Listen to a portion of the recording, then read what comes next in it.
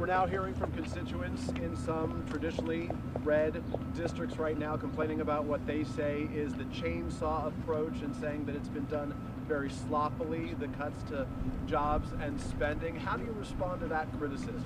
I love how the media takes a few critics when the overwhelming response from the American people is support for what this administration is doing. If you look at the public polling, 70% of Americans, according to CBS, believe that President Trump is delivering on the promises he made.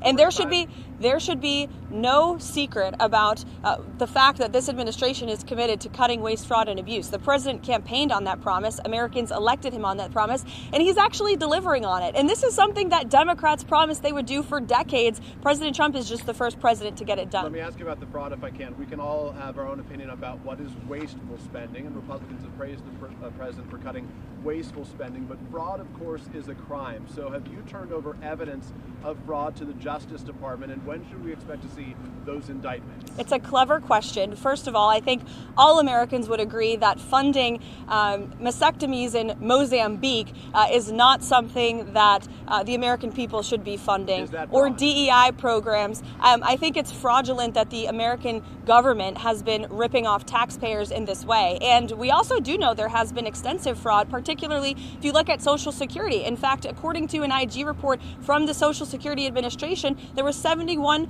billion worth of fraud in one single fiscal year that we know about. And so that is a lot of fraud, Peter, that the government has admitted to. So this administration is committed to finding even more of that fraud, waste, and abuse. To be clear, that $71 billion was from 2015 to 2022, so it wasn't in just 1 year, and it was $71 billion. But it wasn't in 1 year, just to be clear. In one report. And it was in one report over multiple years, from 2015 to 2022. So are you defending $71 billion in fraud, Peter? That's a lot of money, far too much, and that's why this administration. Why is the media so against cutting waste, fraud, and abuse from the government? I don't get it. I just want to ask a question. We won't be deterred. We will not be deterred from people like you and the press who are clearly adamantly opposed to cutting waste, fraud, and abuse. But we know that American taxpayers at home who have been struggling with an inflationary crisis don't want their tax dollars going towards crazy DEI programs in